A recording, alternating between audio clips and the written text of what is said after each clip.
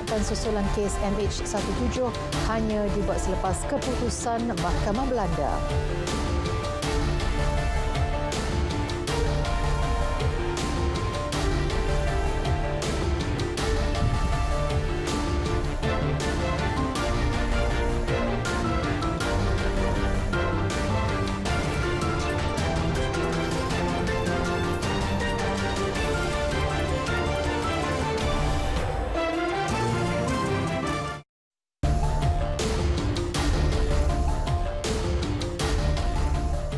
Assalamualaikum dan salam keluarga Malaysia. Berita tengah malam kali ini bersama saya Nur Alis, Aidil Akbar.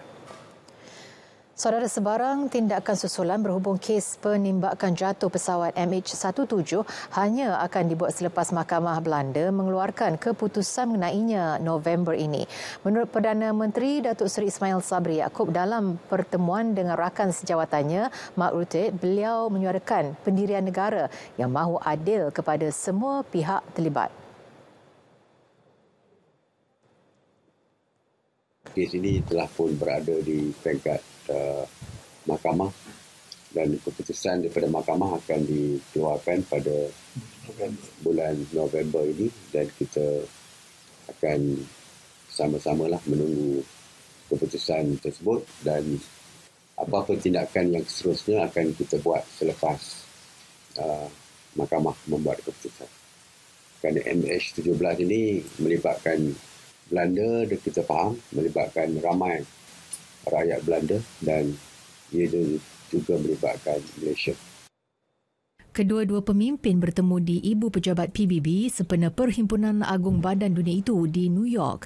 Mahkamah Daerah The Hague akan memutuskan perbicaraan MH17 pada 17 November.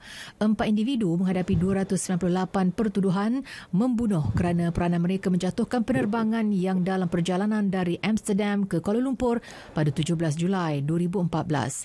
Selain MH17, kedua-dua Perdana Menteri turut membincangkan isu keselamatan antarabangsa, inflasi global dan konflik di Ukraine. Hubungan dua hala Malaysia-Belanda akan diperkukuh meliputi bidang perdagangan, pertanian dan pengurangan risiko bencana. Malaysia telah mencadangkan pembukaan pejabat UN Habitat di Kuala Lumpur kepada Setiausaha Agong PBB Antonio Guterres. Cadangan itu disampaikan sendiri oleh Perdana Menteri ketika pertemuan dengan Guterres di Ibu Pejabat Badan Dunia itu di New York. Sekiranya dipersetujui, pejabat tersebut akan menjadi hub UN Habitat di Asia Tenggara. Jelas Perdana Menteri memandangkan UN Habitat tertumpu kepada proses pembandaran sebab pejabat perlu ditubuhkan di rantau ASEAN yang sedang pesat membangun. Kita tawarkan diri kita, jadi orang lain tak tawar. Saya percaya kita lah yang mendahului negara lain. Tetapi bukan satu perkara yang mudah kerana ianya memerlukan persetujuan daripada negara-negara ASEAN yang lain. Dan negara ASEAN lain mungkin akan memberikan pandangan yang berbeza dan sebagainya. Jadi kita cuma ini merupakan satu pandangan daripada kita saja. Dan jika ada persetujuan, perkara ini juga perlu dibawa ke negara ASEAN, sedangkan negara ASEAN untuk perurusan. Dan biasanya kita akan tengok berapa kos dan sebagainya. Sebab dari segi UN Habitat ni pun mendapat bantuan kewangan daripada negara-negara anggota. Lokasi pejabat UN Habitat di Malaysia wajar dipertimbangkan ketika ia diketuai oleh pengarah eksekutif Datuk Seri Maimunah Muhammad Sharif yang mencipta sejarah sebagai rakyat Malaysia pertama mengetuai pertubuhan tersebut.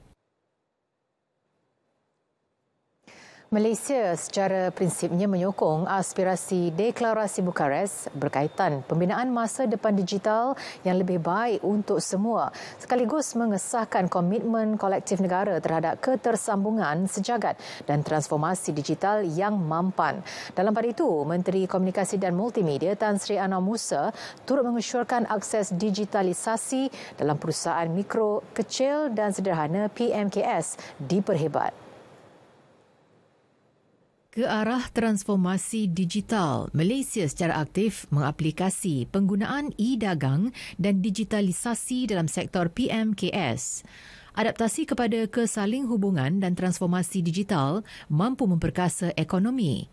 Ia selaras deklarasi Bukarest yang membawa tema ke arah membina masa depan digital lebih baik untuk semua. It is Malaysia's view that universal connectivity and sustainable digital transformation go beyond rolling out enabling infrastructure and technologies. We are committed to work together towards realization of the 5 commitments and the 10 key principles outlined in the Bukarest Declaration on building a better digital future for all, insyaAllah. Menurutnya, Pelan Hala Tuju Strategik E-Dagang 2.0 bertujuan meningkatkan akses pendigitalan PMKS boleh diadaptasi. Beliau berkata demikian semasa sesi meja bulat menteri di Persidangan Plenipotensiari Telekomunikasi Antarabangsa 2022 di Bukarest, Romania. Tan Sri Anwar turut berkongsi usaha pendigitalan negara melalui rangka tindakan ekonomi digital Malaysia, MyDigital dan Jalinan Digital Negara Jendela yang meletakkan komunikasi sebagai utiliti ketiga selepas air dan elektrik. Agensi Pengurusan Bencana Negara NADMA meminta Jawatankuasa Pengurusan Bencana Peringkat Negeri dan Daerah diaktifkan. Ini susulan amaran hujan berterusan tahap waspada kuning dikeluarkan Jabatan Meteorologi Met Malaysia melibatkan beberapa lokasi di Sabah dan Labuan sehingga esok.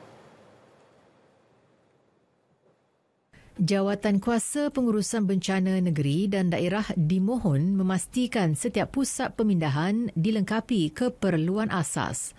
Pos Kawalan Tempat Kejadian PKTK juga dimohon supaya mempunyai segala aset pengoperasian mencukupi dan berada dalam keadaan baik serta bersedia untuk digunakan. NADMA menerusi hantaran di Facebook menyatakan Pusat Kawalan Bencana Negara NDCC NADMA akan sentiasa memantau situasi parameter maklumat teknikal dengan kerjasama pelbagai agensi teknikal. Dalam pada itu, Majlis Bandaraya Johor Bahru MBJB akan menaik taraf pam air daripada 4 unit kepada 6 unit di rumah pam Sungai Chat sebagai antara usaha menangani isu banjir kilat di bandaraya itu.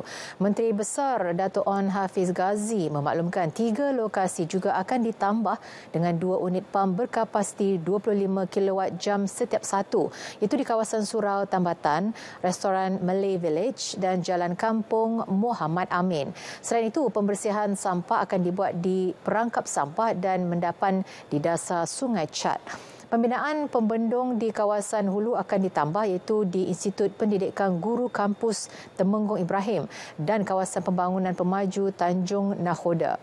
Di Majlis Bandaraya Iskandar Puteri pula, Sungai Gelang Patah akan dilebar dan didalamkan manakala Sungai Senapang juga akan dilebarkan.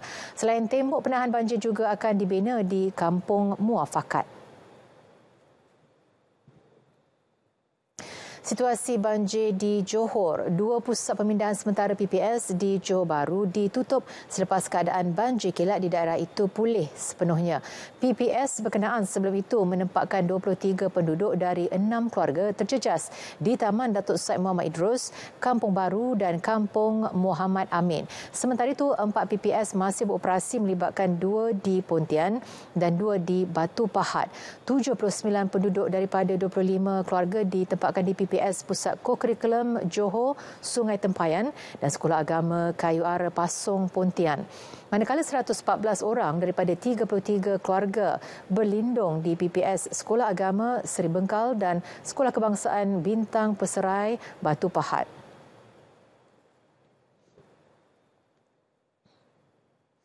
Sementara itu, Kementerian Wilayah Persekutuan dengan kerjasama Jabatan Pengairan dan Saliran JPS sedang melakukan kawalan terperinci di lebih 30 lokasi panas sekitar ibu negara bagi memastikan insiden banjir kilat tidak berterusan serta berulang terutama pada musim tengkujuh.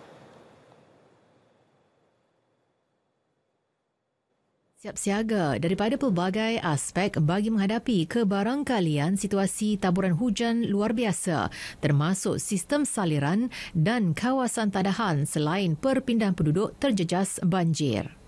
Tapi kalau banjir besar, dia akan melibatkan sungai dan juga bagaimana kawasan tadahan ini untuk dikeluarkan air masuk ke dalam sungai. Dalam keadaan sungai juga banjir. Hari ini kita telah berbincang dengan JPS. Kita ada pendekatan-pendekatan tertentu yang kita buat.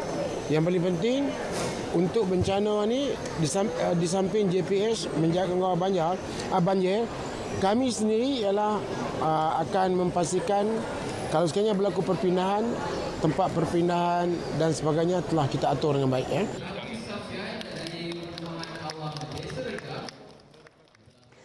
Lebih 3,000 pemborong dan peruncit seluruh negara diberi kebenaran menyimpan bekalan barangan keperluan asas melebihi 30%. Kebenaran khas itu diperuntukkan bagi mengelak bekalan terputus ketika musim banjir. Kebenaran diberi kepada 2,711 peruncit dan 1,039 pemborong. Mereka boleh mula menyimpan stok berkenaan bermula bulan hadapan. Pada ketika ini kita ambil pendekatan 30% dulu. Sekiranya terdapat besok dalam keadaan yang agak luar biasa, contoh macam banjir tahun 2014 kan. Jadi ini sudah tentulah 30% itu mungkin tak cukup. Dia memerlukan lebih banyak lagi barang keperluan itu dibekalkan. Perkhidmatan truk mengisi minyak bergerak untuk musim banjir turut diperluas ke seluruh negara.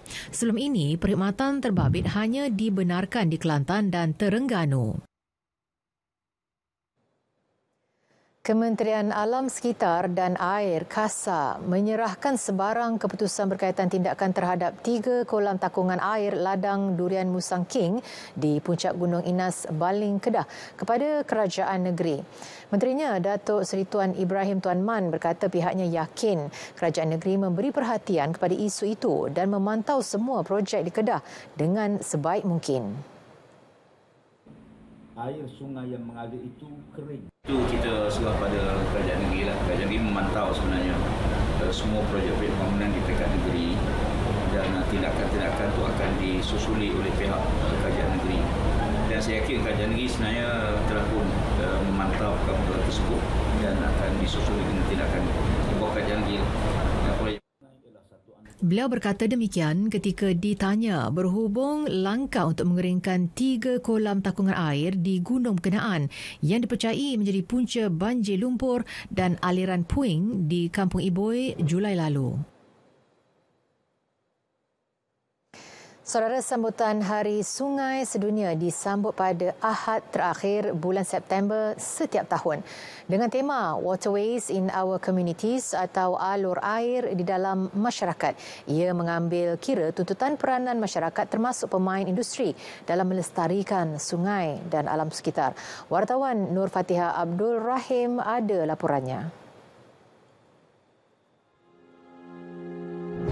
Menurut Pengarah Bahagian Pengurusan Sumber Air dan Hidrologi, Jabatan Pengairan dan Saliran, IR Azmi Ibrahim, negara adalah ibarat badan seseorang dan sungai adalah salur-salur darah yang mengalir memberikan kehidupan. Negara kita ni sebagai badan kita. Dan sungai-sungai yang mengalir di dalam negara kita ni, anak sungai, parit dan sebagainya adalah seperti salur darah yang mengalir dalam tubuh kita. Ada orang yang besar, artileri lah semua yang halus. Jadi kalau badan kita ni, saluran darah ni katakanlah menghadapi masalah kotor, tersumbat dan sebagainya, maka badan kita akan jadi sakit. Sungai merupakan sumber air tawar utama di Malaysia, menyumbang 97% daripada keperluan sumber air negara. Namun dengan pertambahan penduduk menjadi antara punca sungai terdedah dengan pelbagai ancaman pencemaran. Di Johor, Syarikat Bekalan Air Bersepadu Johor, Rahil SAJ Sedia Berhad, dengan kerjasama Badan Kawal Selia Air Johor Bakash, Jabatan Kesihatan Negeri Johor dan Jabatan Alam Sekitar telah menubuhkan Pasukan Keselamatan Air WSP. Kami ada Water Safety Plan Team yang memang ditubuhkan untuk khas memantau kita punya sumber air yang diekstrak daripada loji. Biasanya kami bekerjasama dengan pihak Bakas dan juga Jabatan Alam Sekitar. Dan kami juga sekarang ni dilengkapi dengan drone dan sebagainya lah untuk memastikan punca point source daripada pencemaran tu.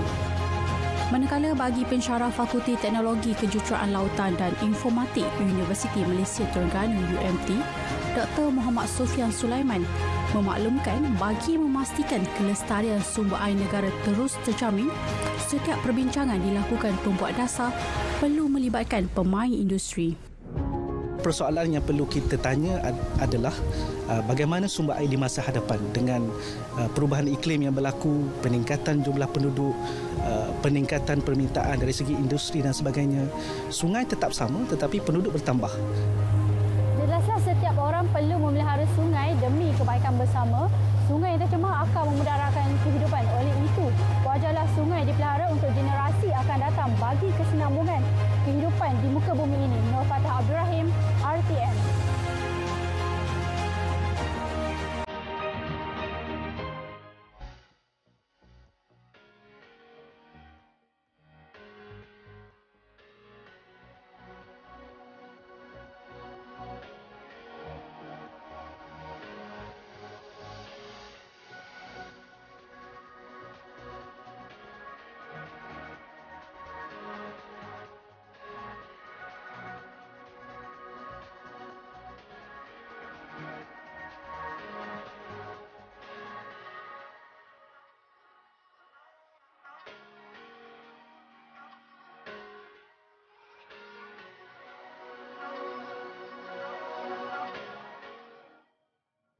Kita teruskan dengan berita tengah malam.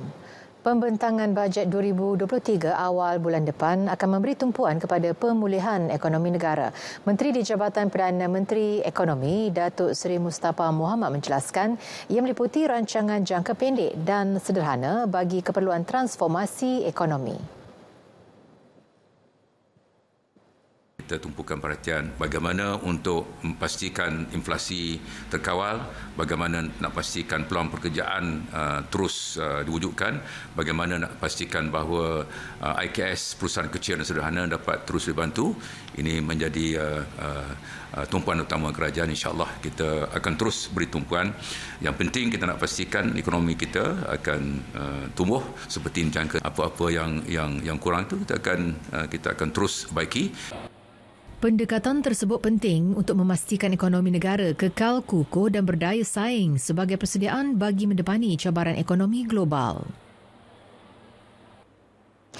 Thailand akan membekalkan sebanyak 80,000 ekor ayam pedaging bagi memenuhi keperluan pengguna di Malaysia. Pembekalan berkenaan dicapai menerusi pemeteraian usaha antara Institut Kerjasama Islam Antarabangsa Malaysia (IKIAM) dan Majlis Agama Islam Wilayah Selatan Thailand.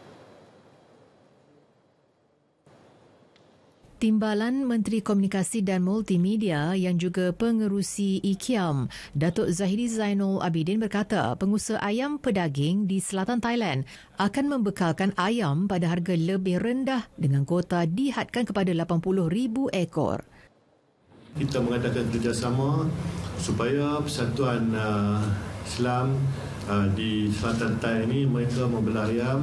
Dan juga kita invest dalam bidang untuk penyembelihan dan juga tentang pembungkusan dan sebagainya lah tentang ayam bulat. Jadi kita akan hantar ke Malaysia, di mana di Malaysia Institut Kerjasama Islam telah mengadakan kerjasama dengan Majlis Agama Islam negeri-negeri tertentu dan pusat zakat untuk kita bekalkan ayam dengan harga yang murah. Begitu juga kepada kumpulan B40 untuk mendapatkan bekalan ayam yang murah. Beliau ditemui pada Majlis Pemeteraian Usaha Sama Penternakan dan Pembekalan Ayam Pedaging di Songkhla, Thailand. 19 Dewan Undangan Negeri Pulau Pinang terlibat dalam penganjuran program Jualan Murah Keluarga Malaysia JMKM. Di Dun Sungai Pinang, sambutan baik diterima apabila hampir kesemua barang di bawah program tersebut habis dijual sejak semalam. Pemilik sebuah premis, Nur Rizwan Omar Ali, berkata sambutan yang sangat menggalakkan diterimanya seawal pukul 7 pagi. Dia turut menghadkan pembelian kepada para pelanggan bagi memastikan lebih ramai yang mendapat manfaat. Antara barangan yang mendapat sambutan di kedainya adalah ayam, daging, sayur-sayuran dan beras. Kita nak bagi semua orang bermanfaat, so kita ada limitkan lah. berapa banyak ni kan. Contoh macam satu orang tu RM50, RM60.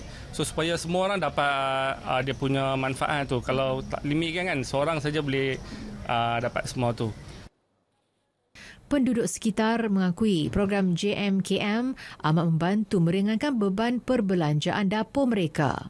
Lebih kurang lah, membantulah sikit meringankan beban lah. Yang kalau dikurangkan, bolehlah keperluan kita beras, minyak, gula, telur. Itu hariannya lah. Murah lah sikit. Murah lah. Kalau dijualan murah tu murah lah sikit. Ya, saya memang suka ni macam harga-harga semua dapat murah. Pasal Australia sekarang harga semua macam mahal. Macam ini kami dapat senang sikit nak beli semua barang-barang murah. Program berlangsung selama 2 hari bermula semalam dengan tawaran potongan sehingga 20%. Kira-kira 50% daripada 1.62 juta penjawat awam negara ini belum mampu memiliki rumah sendiri berikutan unjuran gaji minimum sektor itu yang tidak lagi relevan dengan keadaan semasa. Justru Presiden Kongres Kesatuan Pekerja dalam Perkhidmatan Awam QPEX, Datuk Adnan Mat berkata penetapan gaji minimum kepada RM1,800 penting bagi memastikan penjawat awam bukan sahaja mampu memiliki kediaman malam, menyediakan perbelanjaan harian. Tambah beliau, meskipun terdapat projek perumahan penjawat awam Malaysia PPAM, namun jumlahnya masih tidak mencukupi dan harga masih di luar kemampuan mereka. Ya, kita merasakan perkara ini sebab unjuran gaji kita. Unjuran gaji itu menyebabkan dia tidak layak untuk beli rumah, terutamanya di bandar-bandar besar.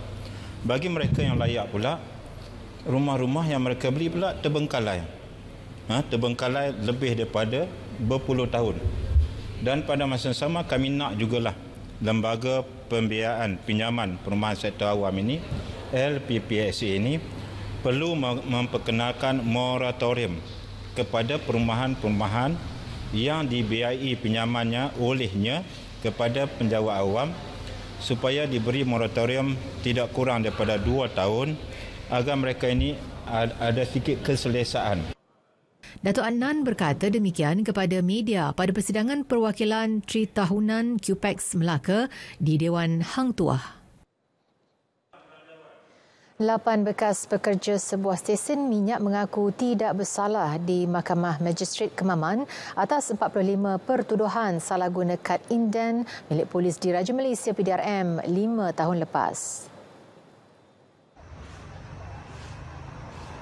Tertuduh Muhammad Amirul Izzat Muhammad, Muhammad Nazrul Qusairi Muhammad Ros, Muhammad Ikhwan Ruslan, Muhammad Aidil Muhammad Kamal, Muhammad Khairi Fakhri Abdul Karim Basri dan Iskandar Zulkarnain Adnan yang berusia lingkungan 23 hingga 32 tahun didakwa melakukan kesalahan itu ketika bekerja sebagai pembantu pam minyak di stesen minyak terbabit pada 2017.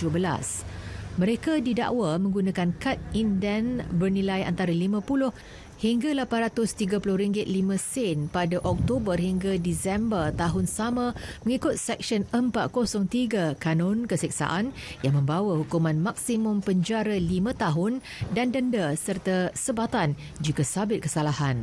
Kad inden ialah kad elektronik yang digunakan untuk membuat transaksi bekalan bahan api kenderaan bagi ambulans, kereta jenazah, kereta peronda polis dan seumpamanya. Mahkamah membenarkan tertuduh dijamin dan kes disebut semula pada 7 November depan. Mahasiswa Malaysia yang ditahan pihak berkuasa Mesir 18 September lalu telah dibebaskan. Menteri Luar Datuk Seri Saifuddin Abdullah memaklumkan mahasiswa Universiti Al-Azhar itu dibebaskan pada Isnin. Pelajar berkenaan berada dalam keadaan baik dan akan meneruskan pengajian di universiti tersebut. Kementerian telah bekerjasama rapat dengan Kementerian Luar Republik Arab Mesir melalui Kedutaan Besar Malaysia di Kahirah serta Kedutaan Besar Republik Arab Mesir di Kuala Lumpur bagi memastikan kebajikan mahasiswa tersebut terpelihara. Kerajaan Malaysia juga merakamkan penghargaan kepada Kerajaan Republik Arab Mesir atas kerjasama erat dalam perkara itu. Kementerian Luar juga sentiasa prihatin keselamatan dan kebajikan rakyat Malaysia. Rakyat Malaysia juga dinasihat sentiasa peka dan patuh undang-undang negara tuan rumah.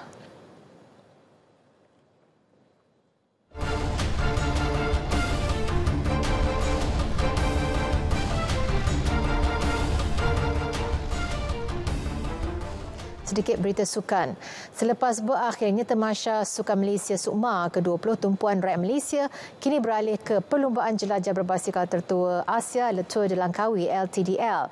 Menteri Belia dan Sukan Datuk Seri Ahmad Faizal Zumu berkata edisi kali ini lebih berprestij selepas kejohanan itu kekal berstatus Pro Series dalam kalender perlumbaan 2023 hingga 2025.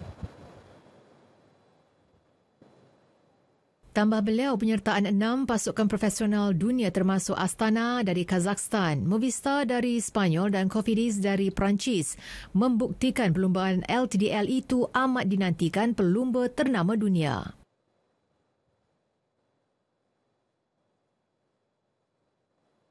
Ini adalah satu kebanggaan buat kita semua, menunjukkan yang Le Tour di Langkawi ini adalah satu tamasya yang bertaraf antarabangsa yang turut diberi perhatian oleh pasukan-pasukan ternama daripada seluruh dunia. Ini satu perkara yang amat membanggakan dan tentunya seluruh rakyat begitu bangga daripada hari permulaan Le Tour di Langkawi diperkenalkan dan sekarang telah capai satu tahap yang amat membanggakan.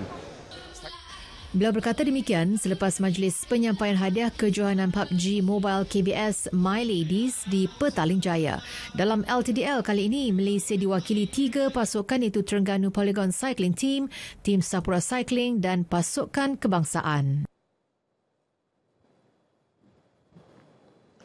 Jabatan Pendidikan Negeri Melaka bersedia membantu Persekutuan Baseball Malaysia BFM menyenaraikan sukan baseball dalam pentaksiran aktiviti jasmani sukan dan ko-kurikulum PAJSK. Ketua Subunit Ko-Kurikulum Unit Pembangunan Bakat Murid JPN Melaka Muhammad Hanif Omni berkata, ini bagi memastikan murid-murid yang menyertai sukan berkenaan mendapat manfaat pemarkahan aktiviti jasmani bagi sukan dan ko-kurikulum murid. Tambah Muhammad Hanif lagi, proses menyenaraikan persatuan kelab atau sukan perlu melalui proses di peringkat kementerian dan perlu mendapat kelulusan daripada bahagian sukan, ko-kurikulum dan kesenian KPM. Sekiranya tidak ada masalah dari segi dokumentasi dengan sukan ni, dia di bawah Suruhanjaya Sukan. Jadi saya rasa tidak ada halangan kepada KPM untuk mampu menyenaraikan sukan permainan yang baru ini di dalam sistem PAJSK. Antara sukan terbaru yang dimasukkan dalam PAJSK adalah permainan frisbee dan sukan dodgeball. Beliau ditemui selepas merasmikan klinik baseball dan pelancaran projek Tunas Baseball Negara bawah 12 tahun di Sekolah Kebangsaan Sri Lanang, Jasin, Melaka.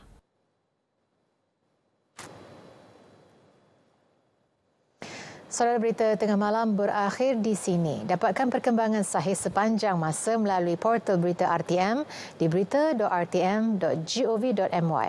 Saya Nur Alis mengucapkan Assalamualaikum dan salam keluarga Malaysia. Selamat malam.